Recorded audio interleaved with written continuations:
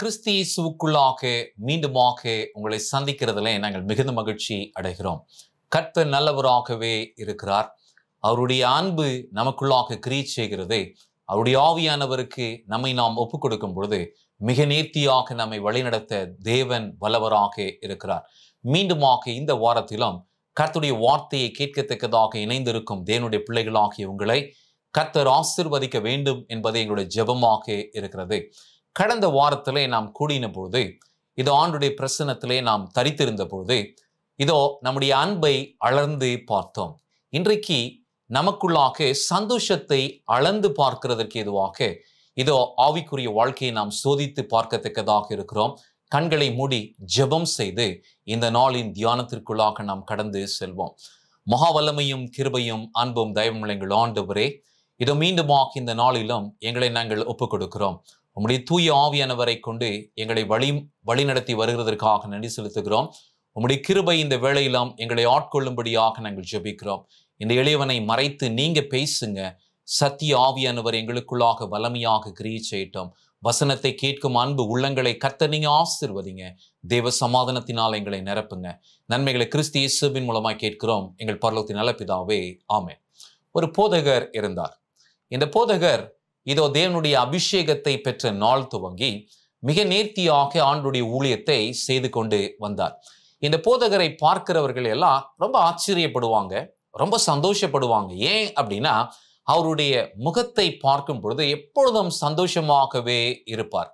புன்னகையோடு மக்களிடத்துல பேசுவாரு. அவரை யாராச்சும் திட்டினா கூட அவர் கவலையே படமாட்டார். அவர் எப்பவுமே என்ன பண்ணுவார் அப்படின்னா, சந்தோஷமாகவே எல்லாவற்றையும் ஏற்றுக்கொள்வார். அவருக்கு பின்னாடி யாராச்சும் தப்பா பேசுனா கூட அதை ஒரு பொருட்டாக அவர் எண்ணுகிறது இல்லை. கிறிஸ்து இதோ என்னை மன்னித்தது நிமித்தமாய் நான் அவர்களை மன்னிக்கிறேன் என்று சொல்லி சந்தோஷமான ஒரு வாழ்க்கை வாழ்ந்து, ஊழியத்திலே பல எதிர்ப்புகள் வந்தாலும் இதோ எதிரிகளை நேசித்து வாழக்கூடிய ஒரு மனுஷனாக இந்த ஊழியக்காரர் இருந்தார். இவருக்கு ரொம்ப பிடித்தமான ஒரு சர்ச் எல்டரும் இருந்தாரு. எப்பவுமே இவங்க ஹவுஸ் விசிட்டிங் போனாலும் சரி, வீடு சந்திப்பு, மக்களை அங்கு போய் சந்தித்து ஜெபிக்க வேண்டும் என்று போகும்பொழுதெல்லாம் இவர்கள் 2 பேரும் எப்பவுமே ஒன்னா தான் போவாங்க. நோயாளிகளுக்கு ஜெபிக்க போனாலும் 2 பேரும் ஒன்னா போவாங்க. ஏதாவது ஒரு வீடு திறப்பு விழா, அங்கு ஆண்டவருக்காக ஸ்தோத்திர கூட்டம் என்றாலும் இவர்கள் 2 பேரும் ஒன்னாகவே போகிறது வழக்கமாக இருந்தது. அப்படிப்பட்ட சூழ்நிலையிலே ஒரு நாள் இவங்க எப்பவுமே சர்ச்சில் சர்ச் கமிட்டி என்று வைப்பார்கள். ஏன் அப்படின்னா, சில தீர்மானங்களை எடுக்கும்போது போதகர் தனியாக தீர்மானம் எடுக்காமல் அவருக்கு கீழாக சில மூப்பர்களும் இருந்தார்கள், டீக்கன்மார்கள், மற்றவர்கள்லாம் இருந்தாங்க. அவங்கள வச்சு சில தீர்மானங்கள் எடுப்பார்கள். ஒரு புது வருஷம் துவங்கின போது இந்த ஆண்டுக்கான திட்டத்தை நாம் இப்படி செய்ய வேண்டும் என்று சொல்லி திட்டமிடுகிறதற்கு இவங்க கூடின போது எதிர்பாராத விதமாக இவர் எந்த எல்ற மூப்பரை ரொம்ப அதிகமா நேசித்தாரோ அவர் சரமாரியாக இவரை அவமானப்படுத்தக்கூடிய வகையில பல கேள்விகளை இந்த போதகருக்கு முன்பாக வைத்தது மாத்திரம் இல்லாமல் ரொம்ப இழிவாக பேசிட்டார். ஏன் அப்படின்னா, போதகர் ஏதோ ஒரு திட்டத்தை சொல்ல, இவர் ஒரு திட்டத்தை சொல்லும் பொழுது அதை மற்றவர்கள் இது போதகர் சொல்லுகிறது இப்படி இருக்கிறது, இது நல்லது என்று சொன்ன பொழுது ஒரு பொறாமையினால் ஏவப்பட்டு இந்த சபை மூப்பர் அப்படி பேசிவிட்டார். ரொம்ப வேதனையாக போதகருக்கு இருந்துச்சு. எப்பவுமே சந்தோஷமாக இருக்கக்கூடிய அந்த ஊழியக்காரருடைய முகத்துல முதல் விசையாக சபையார் ஒரு விதமான சோகத்தை பார்த்தார்கள், ஒரு கவலையை பார்த்தார்கள். பாஸ்டர் ஒண்ணுமே பேசல, அமைதியா என்ன பண்ணிட்டார் அப்படின்னா வீட்டுக்கு போயிட்டார். ஓய்வு நாள் ஆராதனை முடிச்சுட்டு அவருடைய மனைவி பின்னாடியே போனாங்க. என்னங்க ஆச்சு, ஏன் அப்படின்னதும் அவர் சொன்னாரு, வேற யாராகிலும் என்னை காயப்படுத்தி இருந்தால் நான் அதை ஏற்றுக்கொண்டிருப்பேன். என் கூடயே ரொம்ப வருஷம் ஊழியத்துல வந்துட்டு என்னை அதிகமாய் புரிந்து கொண்ட என்னுடைய சபை மூப்பர் என்னை இவ்வளவு அவமானப்படுத்தக்கூடிய வகையில பேசின இந்த வார்த்தைகளை நான் கேட்கும் பொழுது எனக்கு தூக்கமே வரல அப்படின்னு சொல்லி அவர் ரொம்ப வேதனைப்பட்டார். முதல் நாள் தூங்க பிரயாசப்பட்டாரு, தூக்கம் வரல. அவங்களுடைய மனைவி அடுத்த 2 நாள் கழிச்சு ஒரு டாக்டர்கிட்ட கூட்டிட்டு போனாங்க. டாக்டர் சொன்னாரு, உங்களுடைய ஹெல்த் எல்லாம் செக் பண்ணா எல்லாம் நார்மலா இருக்கு, ஏதோ உங்களுக்கு கவலை இருக்கிறது என்று சொல்லி, இருந்தாலும் நீங்க இந்த தூக்க மாத்திரையை போடுங்க அப்படின்னு சொல்லி கொடுத்தாரு. இவர் 2வது நாள் என்ன பண்ணாருன்னா, தூக்க மாத்திரையை போட்டுட்டு அப்படி தூங்கலாம் அப்படின்னு பிரயாசம் எடுத்து தூங்க அவர் முயற்சி எடுத்தாரு. தூக்கம் வரல. அதிகாலையிலே அவர் எழும்பின போது அவருடைய வீடு நல்ல இயற்கையான ஒரு சூழ்நிலையில் இருந்தது. இதோ பறவைகள் துதித்து பாடுகிற அந்த சத்தம் இவருக்கு ரொம்ப எரிச்சலா இருந்துச்சு. ஏன் அப்படின்னா அந்த காலையில தான் அப்படி அவருக்கு கொஞ்சம் தூக்கம் வரா மாதிரி இருந்துச்சு. இவர் எழும்பி அந்த பறவைகளை எல்லாம் விரட்ட ஆரம்பித்தார். விரட்ட ஆரம்பித்த பொழுதுதான் இவருடைய மனதிலே நினைவிற்கு வந்தது. அது என்ன அப்படின்னா, என் ஜீவனுள்ள ஆண்டவரை இதோ இந்த பறவைகள் அதிகாலையிலே துதித்து பாடுகிறது, நான் கவலையாக இருக்கிறேனே, இதோ எனக்குள்ளாக இருந்த சந்தோஷம் எங்கே, இதோ சத்ரு அதை திருடி விட்டானே என்று சொல்லி அவர் வேதனை அடைந்து என்ன பண்ணாரு அப்படின்னா, அன்னைக்கு உபவாசம் இருந்து ஜெபித்தார். ஜெபித்து, ஆண்டவரே, எனக்கும் என்னுடைய சபை மூப்பருக்கும் இப்படிப்பட்ட ஒரு பிரிவு வந்துவிட்டது. இந்த பிரிவினை நிமித்தமாக என்னுடைய நித்திரையை நான் இழந்து தவிக்கிறேன். இன்றைக்கு ராத்திரி நான் தூங்கும் பொழுது நான் சமாதானமா தூங்கணும், எனக்கு உதவி செய்யுங்க அப்படின்னு சொல்லி ஆண்டவர்கிட்ட ஜெபிச்சு அவர் நித்திரை செய்தாரு. அன்னைக்கு அற்புதமான நித்திரை அவருக்கு வந்தது. அவருக்கு கவலையே இல்லை. அவரு காலையில எழும்பின பொழுது ஆச்சரியம் என்ன அப்படின்னா, எந்த சபை மூப்பருக்காக ஒரு நாள் முழுசும் இவர் உபவாசம் பண்ணி ஜெபம் பண்ணாரோ அந்த சபை மூப்பர் வீட்டுக்கு காலைல வந்துட்டார். அவருடைய மனைவி கிட்ட சொன்னாரு, பாஸ்டர்ட்ட நான் மன்னிப்பு கேட்கணும், நான் இப்படி பேசியிருக்க கூடாது என்று சொல்லி. இதை ஏன் நான் சொல்லுகிறேன் என்றால், எனக்கு அருமையான தேவனுடைய பிள்ளைகளே, நம்முடைய வாழ்க்கையிலே நம்முடைய பிரச்சனைகளை நாம் தீர்க்க நினைக்கிறோம். அதை தீர்க்க நினைக்கும் பொழுது பிரச்சனை இன்னும் பெருசா தான் ஆகுது. ஆனா ஆண்டவர்கிட்ட நம்ம முழுசா நம்ம ஒப்பு கொடுத்துட்டு, ஆண்டவர் பார்த்து கொள்வார், அவர் மேல் நான் விசுவாசம் வைத்திருக்கிறபடினால் எனக்கு எதிராக வரும் எல்லாவற்றையும் அவர் கவனிப்பார் என்று சொல்லி நாம் நம்முடைய வாழ்க்கையை துவங்குவோமே என்றால் சந்தோஷமாய் இருப்போம். அதே போலதான் நம்முடைய வாழ்க்கையின் சூழ்நிலைகளை கவனிக்கும் போது இந்த போதகர் எப்படி அவங்களுடைய வீட்டுல காலையில அந்த குருவி சத்தம், இதோ மற்ற பறவைகள் பாடுகிற சத்தத்தை கேட்டபோது அவருக்கு நினைவுக்கு வந்த சங்கீதம் என்ன அப்படின்னா, சங்கீதம் 30 அதுல 5வது வாக்கியத்தை உங்களுக்கு நான் வாசிக்கிறேன். இதுல அங்க அழகா சொல்றாரு, ஏனெனில் அவருடைய கோபம் ஒரு இமைப்பொழுது, அவருடைய தயவோ ஆயுள் காலம் வரை என்று வாசிக்கிறோம்.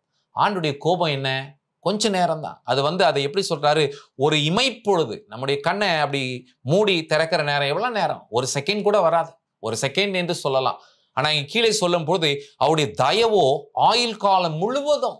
ஆண்டவர் நமக்கு ஆயுள் நாட்களை கட்டளையிட்டு நீங்களும் நானும் சந்தோஷமா இருக்க வேண்டும் என்பதற்காக நம்மை படைத்திருக்கிறார். ஆண்டவர் நம்மை படைத்ததின் நோக்கமே என்ன தெரியுங்களா, நீங்களும் நானும் கவலையா வேதனையா நம்முடைய நாட்களை வீணாக கழிக்க வேண்டும் என்பது தேவனுடைய சித்தம் அல்ல. ஆதாமையும் ஏவாளையும் ஆண்டவர் படைத்து ஏதேன் தோட்டத்தில் கொண்டு போய் விட்ட பொழுது அவங்களுக்கு இருந்த சந்தோஷம் எவ்வளவு பெரிய சந்தோஷம், நிறைவான சந்தோஷம். அதே சந்தோஷத்தை திரும்பவும் ஆவியானவர் நமக்கு கொடுக்க வல்லவராக இருக்கிறார். கீழே இந்த வாக்கியத்திலே வாசிக்கும் போது சாயங்காலத்திலே அழுகை தங்கம். ஒரு நாள்ல நடந்த சம்பவம் அந்த ராத்திரி வரைக்கும் ஒருவேளை நம்மளை பாதிக்கலாம். அதான் இங்க சங்கீதக்காரன் சொல்றாரு, சாயங்காலத்திலே அழுகை தங்கும், விடையற் காலத்திலே களிப்பு உண்டாகும். பறவைகளுக்கு மாத்திரமல்ல, உங்களுக்கும் எனக்கும் களிப்பை கொடுக்கிறதற்கு நம்முடைய தேவன் வல்லவராக இருக்கிறார். அப்படின்னா இந்த சங்கீதக்காரனுடைய வாழ்க்கையில நீங்க பாத்தீங்கன்னா, அவரை அபிஷேகித்த நாள் துவங்கி இதோ அவரை கொல்ல வேண்டும் என்று சொல்லி சவுல் ராஜா எத்தனைத்தான், பெரிய படைகளை எல்லாம் அனுப்பினான். இவர் வனாந்தர மார்க்கமாக மறைந்து மறைந்து வாழ்றாரு தாவீது. ஆனாலும் அவருடைய நம்பிக்கை விசுவாசம் என்ன அப்படின்னா, அவர் கவலைப்படலை. எவ்வளோ கவலை ஏன் அப்படின்னா, பாடினார்கள் தாவீது கொன்றது இதோ 10,000, ஆனால் சவுல் கொன்றது 1000 என்று சொன்னது நிமித்தமா இவருக்கு ஒரு பெரிய பிரச்சனை வந்துருச்சு. இவர் ஜீவனுக்கு தப்பி ஓடுகிறார். ஆனால் ஜீவனுக்கு தப்பி ஓடும் வேளையில் இந்த வாக்கியத்தை சொல்லுகிறார், இதோ அதிகாலையிலே களிப்பு வரும். இவர் சந்தோஷப்பட்டார். ஒரு நாளை நம்ம துவங்குறோம் அப்படின்னா, நேற்று நடந்த அதே கசப்பான நினைப்பை நம்ம யோசிக்கிட்டே இருப்போம். அப்படின்னா நிறைய நேரத்தில் நீங்க பாருங்க, ஒரு கெட்ட விஷயம் ஒரு நேரம் நடந்திருக்கும். ஆனா அந்த ஒரே விஷயத்த 100 விஷயம் நினைக்கிறதுனால யாருக்கு பாதிப்பு? உங்களுக்கும் எனக்கும் தான் பாதிப்பு. நம்முடைய ஆவிக்குரிய வாழ்க்கையில நம்ம கவனமா இருக்கணும். நம்முடைய சந்தோஷத்தை திருடுறது சாத்தானுடைய வேலை, அவனுடைய தேவ தூதர்களுடைய வேலை. ஆனால் ஆவியானவரும் ஜீவனுள்ள தேவனுடைய தேவ தூதர்களும் ஜீவனுள்ள தேவனும் நமக்கு மீண்டுமாக அந்த ரட்சிப்பின் சந்தோஷத்தை நமக்குள்ளாக கொடுக்க வேண்டும் என்று அவர்கள் வாஞ்சிக்கிறார்கள். இதோ தாவீதை போல நீங்களும் நானும் என்ன நினைக்கிறோம் அப்படின்னா, கடந்த நாட்கள் எல்லாம் கசப்பா இருந்தாலும் பரவாயில்லை, எனக்கு முன்பாக ஆண்டவர் வைத்திருக்கும் நாட்கள் களிப்பான நாட்கள், சந்தோஷமான நாட்கள், அதை எதிர்நோக்கி நான் வாழ்வேன் என்று சொல்லி தன்னுடைய சத்துருக்களை குறித்து தாவீது கவலையே படல. கர்த்தர் அவங்களெல்லாம் பார்த்துக்குவார். அவங்களுக்காக என்ன செய்யணுமோ ஆண்டவர் அதெல்லாம் செய்வார் என்று சொல்லி அவர் அவர்களுக்காக ஜெபித்து விட்டு இதோ அவர் தன்னுடைய ஆவிக்குரிய வாழ்க்கையை தொடர்ந்தார் என்று பார்க்கிறோம். அப்படின்னா தாவீது ஒரே ஒரு விஷயத்தை செய்தார். அது என்ன அப்படின்னா, ஒரு நாள் காலையிலே அவர் எழும்பும் பொழுது சிங்காசனத்திலே வீற்றிருக்கும் அந்த பரிசுத்தரை தன்னுடைய கண்களுக்கு முன்பாக அவன் வைத்து வாழ்ந்தான். அதனாலதான் இன்னைக்கு ஏராளமான சங்கீதங்களை நாம் வைத்திருக்கிறோம். அந்த சங்கீதங்களை எல்லாம் வாசிக்கும் பொழுது நமக்கு எவ்வளவு சந்தோஷமா இருக்கு, நமக்கு எவ்வளவு ஆறுதலாக இருக்கிறது, நமக்கு எவ்வளவு தேறுதலாக அது இருக்கிறது. ஆம், எனக்கு அருமையான தேவனுடைய பிள்ளைகளே, ஒருவேளை இந்த செய்தியை கேட்டுக்கொண்டிருக்கோம், நீங்க ஏதோ ஒரு விஷயத்துல கவலையா இருக்கலாம். ஆண்டவர் உங்களுக்கு சொல்றாரு, மகனே மகளே நீங்க கவலைப்படாதீங்க. இதோ ஆண்டவர் அன்புள்ளவராக இருக்கிறார். அவர் அந்த அன்பை உங்களுக்கு காண்பிக்கும் பொழுது அவருடைய சந்தோஷத்தினால் உங்களை நிறைவாக்குவார். அவருடைய சந்தோஷம் நமக்குள்ளாக கிரியை செய்யும் பொழுது மேன்மையா இருக்கும். ஒரு கசப்பான நாள் போயிடுச்சு, ஒரு வருஷமே போயிடுச்சு அப்படின்னா பரவாயில்ல. ஆண்டவர் சொல்றாரு, இன்னொரு நாளை உனக்கு கொடுத்திருக்கிறேன். ஒவ்வொரு நாளும் ஆண்டவர் கையிலிருந்து நமக்கு வருகிற அந்த நாள் ஒரு பரிசு மாதிரி. Each day is a gift from God. நம்முடைய தேவன் ஒவ்வொரு நாளையும் பரிசா நமக்கு கொடுத்திருக்கிறார். ஆனா நம்ம அதே கவலை, அதே வேதனையில நம்முடைய வாழ்க்கையை நாம் கடந்து கொண்டு இருப்போம் என்றால் இதோ ஒரு வெட்கமான சூழ்நிலை.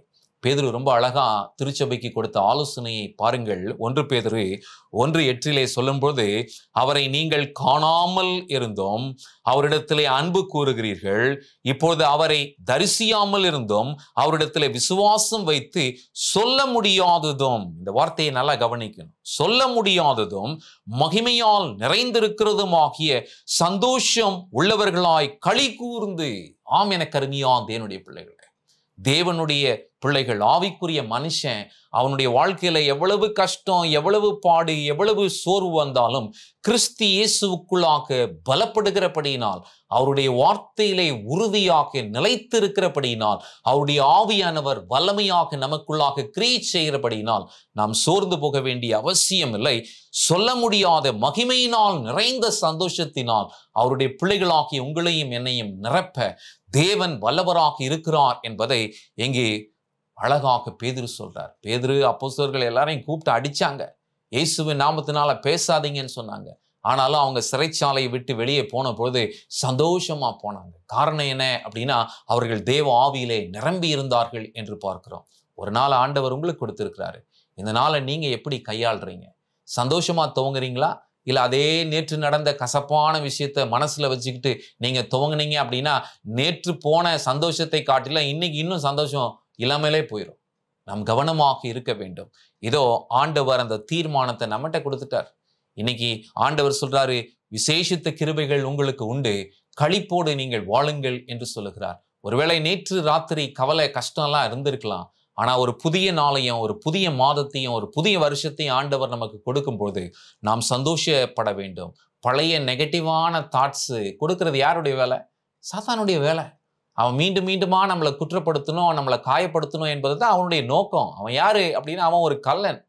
அவன் கொல்லவும் அழிக்கவுமே வருகிறான் என்று சொல்லி யோவான் 10ஆம் அதிகாரத்திலே ஆண்டவர் சொல்றார். முதல்ல அவன் அழிக்கிறது என்ன அப்படின்னா, ஆண்டவர் நமக்குள்ள கொடுத்த சந்தோஷத்தை அழிச்சா போதும், இல்லாத நோயெல்லாம் வந்துடும். கவனமாக இருக்க வேண்டும். எனக்கு அருமையான தேவனுடைய பிள்ளைகளே, எப்பவுமே நமக்கு எந்த கஷ்டம் வந்தாலும் ஆண்டவர் மேல குறை சொல்லக்கூடாது. இஸ்ரவேல் ஜனங்க ஏன் அழிஞ்சாங்க அப்படின்னா, அவங்க அந்த 10 வாதைகள் ஊற்றப்பட்ட போது அவங்க மேல ஊற்றப்படாத போது அவங்க சந்தோஷப்பட்டாங்க. வனாந்திரத்துல வந்த போது அவர்கள் முறுமுறுக்க ஆரம்பித்தார்கள். தேவன் அவர்களுக்கு கொடுத்த அந்த சந்தோஷத்தை அவங்க அனுபவிக்கல. ஆண்டவர் அவர்களுக்கு பரலோகத்திலிருந்து மன்னா கொடுத்தாரு. அவர்கள் சந்தோஷப்படணும். மற்ற புறஜாதியர்கள்லாம் இருக்கிறாங்க, அவங்க எல்லாம் இந்த உலகத்துல விளைஞ்சதை சாப்பிட்டுக்கிட்டு இருக்காங்க. எங்களுடைய தேவன் பரலோகத்தின் ஆகாரத்தை எங்களுக்கு கொடுக்கிறாரே என்கின்ற அந்த சந்தோஷம் அவங்களுக்குள்ள இல்லை. இதே மன்னாவா என்று அவர்கள் புலம்பினார்கள். அப்படியல்ல எனக்கு அருமையான தேவனுடைய பிள்ளைகளே, நம்முடைய வாழ்க்கையிலே ஆண்டவர் எதை செய்தாலும் அதை நன்மைக்காகவே செய்கிறார் என்று சொல்லி நாம் சந்தோஷப்படுவோமே என்றால், யோபுவை போல கஷ்டமான சூழ்நிலையிலும் துன்பமான சூழ்நிலையிலும் நாம கர்த்தருக்குள்ள தைரியமா இருக்கலாம். ஆங்கிலத்தில் சொல்லுவாங்க, குட் வில் இஸ் பவர்ஃபுல்.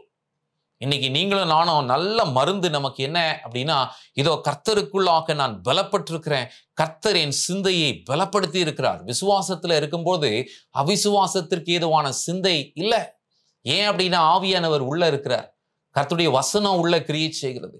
அவருடைய குமாரர் வல்லமையாக கிரியை செய்கிறார். இதுதான் உண்மை.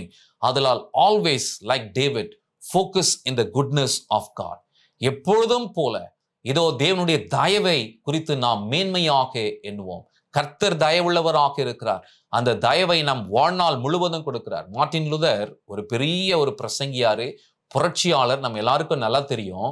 இவர் அந்த 95 தீசிஸ் அடிக்கிறதுக்காக அவர் எல்லாம் ஆயத்தெல்லாம் செஞ்சுட்டு அவர் தூங்கும்போது அவருக்கு எப்பவுமே கனவு வரும். அந்த கனவுல சாத்தான் ஒரு பெரிய லிஸ்ட்டை கொண்டு இதோ நீ பயங்கரமான குற்றவாளி, நீ ஒரு பாவி, நீ இப்படிப்பட்ட ஒரு குற்றவாளியா இருக்கும்போது நீ எப்படி இப்படிப்பட்ட ஒரு ஊழியத்தை செய்ய முடியும் என்று சொல்லி ஒவ்வொரு நாள் கனவிலும் அவருக்கு இப்படிப்பட்ட ஒரு வேதனையான சூழ்நிலை இருக்கும். அதுல ஒரு சமயம் அந்த பட்டியலை வைத்துக்கொண்டு சாத்தான் நிக்கிறான். நீ யாரு அப்படின்னா மன்னிக்கப்படாதவன் என்று சொல்லுகிறது போல அவர் சின்ன வயசுல இருந்து செய்த எல்லா குற்றங்களையும் காண்பிக்கிறார். அன்னைக்கு ராத்திரி இவர் அந்த சொப்பனத்தின் போதே இவர் மனசுக்குள்ளே ஜெபிக்கிறார். ஜெபித்த பொழுது ஆவியானவர் அவருக்கு உதவி செய்தாரு. அதுல என்னன்னா சாத்தான் கீழே மறைச்சிருக்கிறான், அதை எடுக்க சொல்ல அந்த கையை அப்படின்னு சொல்லும் பொழுது கர்த்தருடைய நாமத்தினாலே சொப்பனத்திலே இதெல்லாம் நடக்குது. அவர் சொல்றாரு, உன் கையை எடு என்று சொன்ன போது அங்கு எடுத்த போது அங்கு கீழே என்ன எழுதப்பட்டிருக்கிறது என்றால், இவைகள் எல்லாம் உனக்கு மன்னிக்கப்பட்டது. இதையே நான் சொல்றேன் அப்படின்னா, நிறைய நேரத்துல நாம் எழும்பி பிரகாசிக்க வேண்டும் என்று உந்துதலை ஆண்டவர் நமக்கு கொடுக்கும் பொழுது சாத்தான் என்ன சொல்லுவான் அப்படின்னா, நீ தகுதி இல்லாதவன், நீ எப்படி ஆண்டவருடைய ஊழியத்தை செய்ய முடியும், நீ எப்படி சந்தோஷமா இருக்க முடியும், உன்னுடைய பழைய வாழ்க்கையை பாரு அப்படின்னு சொல்லிட்டு பழச பத்தியே பேசிக்கிட்டு பழசையே நினைப்பூட்டி கொண்டிருக்கிறது சத்ருவின் வேலை. ஆனால் மார்ட்டின் லூதரை போல தேவ ஆவியினாலே நிரப்பப்படும் தேவனுடைய பிள்ளைகளுக்கு களிப்பையும் சந்தோஷத்தையும் ஆனந்தத்தையும் ஆண்டவர் கொடுக்கிறார். ஏசாயா பக்தன் இஸ்ரவேல் ஜனங்களுக்கு வாக்காக கொடுத்தது மாத்திரம் இல்லாமல் அந்த வாக்குத்தத்தத்தை ஆண்டவர் கிறிஸ்து இயேசுவுக்குள்ளாக நமக்கு கொடுக்கும் பொழுதும் இந்த வாக்கியத்தில் ஏசாயா என்ன சொல்றாரு பாருங்கள். ஏசாயா 61:3 நான் வாசிக்கிறேன். சியோனிலே துயரப்படுகிறவர்களை இதோ சீர்படுத்தவும். நம்முடைய வாழ்க்கையில ஏன் துயரம் வருதுன்னா, நாம் சீர்படாதவர்களா இருக்கிறோம். இன்னும் பாவத்துக்குள்ளேயே இருந்தா எப்படி நமக்கு சந்தோஷம் வரும்? இதோ ஆண்டவர் முதலாவதாக நம்மை சீர்படுத்துறார். முதல் விஷயம். ரெண்டாவது நீங்க கவனித்தீங்க அப்படின்னா, அவர்களுக்கு சாம்பலுக்கு பதிலாக சிங்காரத்தை, எவ்வளவு ஒரு மேன்மையை ஆண்டவர் உங்களுக்கும் எனக்கும் கொடுக்கிறாரு. கீழே சொல்லும் பொழுது துயரத்திற்கு பதிலாக ஆனந்த தைலம். இந்த ஆனந்த தைலம் வேற யாரும் இல்லை, ஆவியானவர். ஆவியானவருக்கு பைபிள்ல நிறைய பேர் இருக்கு.